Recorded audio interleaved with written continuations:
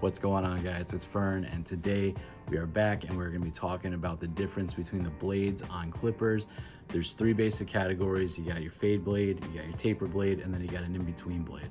So today we're going to be going over the differences between all three of those and how they best suit you and how they best function for their haircuts as well. Let's get into it. All right, guys, so like I said, today we're gonna be talking about the differences between the blades on the different clippers and whatnot. Before we get started, if you guys could do me a favor, just like, subscribe, comment, do all that good stuff. It really helps the channel out. I really appreciate it. Thank you so much, guys. Everyone's been wonderful. The feedback's been wonderful for all the videos and whatnot. We're gonna keep this going, guys. You guys are awesome. So again, thank you so much. Greatly appreciate it. Without further ado, let's get into it. Okay, guys, so the difference between all the blades with the clippers is subtle, and yet they all have a specific function. And today we're gonna go over taper blades, fade blades, and the in-between blades. So without further ado, let's start with the taper blade. And to begin, we're gonna do with the classic Andis Master taper blade. The Andis Master, as you guys know, this is the OG. We're gonna do a whole separate video reviewing these guys, but for right now, we're just gonna specifically talk about the taper blades on the Andis Master. So, what makes the taper blade different from everything else? To begin with, as you guys can see from the side profile, it is fairly straight. There's a little bit of a groove over here, and then it bevels in over here. What is the functionality of that? So if this is the side of somebody's head or somebody's nape, what that allows you to do is when you're coming up straight on the somebody's back of the neck or the sides of the head, it allows you to come up straight, but then it also kind of gives you a little bit of that curve. What that does with the taper blades is that allows you to fan out when you're doing the bottom of somebody's neck or their sideburn or something like that. The teeth on a taper blade are typically a little bit longer than a fade blade, and what that allows you to do is get more of a gradient in there as you're flicking out. So when you got that angled just right and you could just kind of flick out like that, it allows you to just smooth out that taper from longer hair to smaller until eventually you get to the skin level. What's really nice too about the taper blades is that these things are also pretty forgiving. So if you're doing a section on somebody's hair, and even with the lever closed all the way, if you come up even a little higher than where you want to on your subsection, it's okay, because it's not gonna just take like a massive chunk out or anything like that. Unless you have your blades zero gapped, you should be fine. It's definitely a lot more forgiving than on a fade blade, and we're gonna get into that in a minute. All right, guys, so now we're gonna talk about fade blades. So fade blades, and specifically got the Gamma Plus Italia fade blade. Guys, I'm not even gonna lie, it says Italia on there. I had to do it. You guys know how that goes.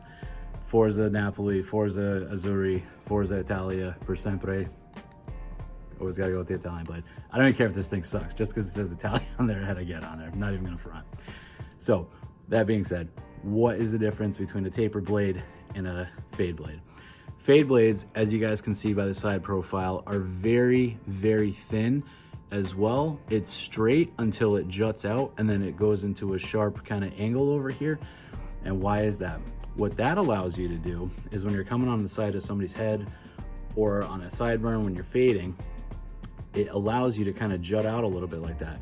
And what that does is it scoops up more hair along the sides of somebody's temple or on the back of your hair, and it allows you to get a better gradient to where you're actually doing your fade. As you guys can see, the teeth on the fade blades are a little bit smaller. Even though it's completely open, it's a little bit smaller than they are on the taper blades.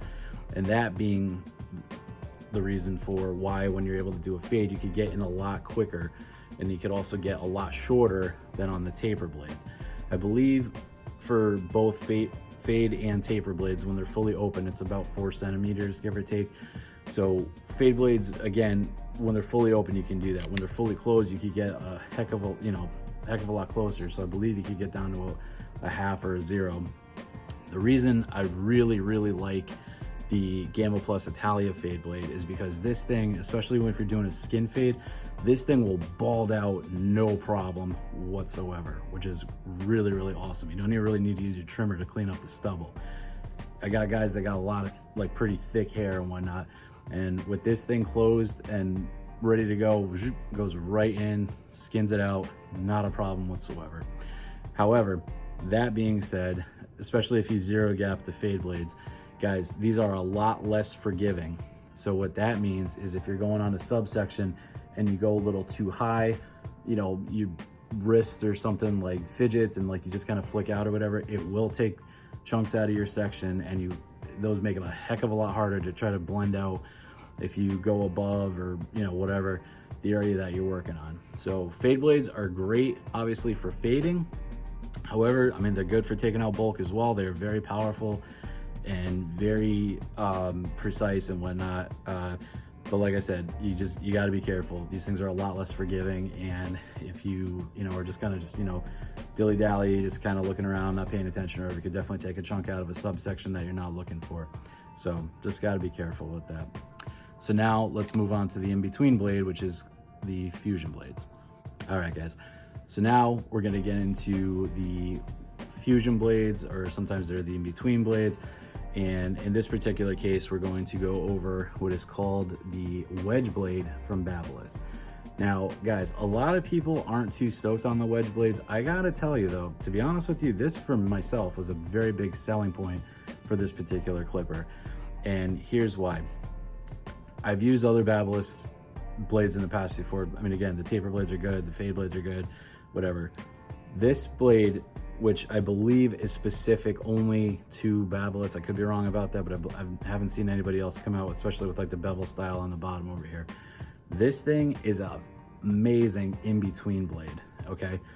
Now, people ask, what is a vapor blade? What is a wedge blade? What is a fusion blade? Basically, guys, it's all the same thing. All this means is that this is an in-between a taper and a fade blade. And so now you're asking yourself, how is that?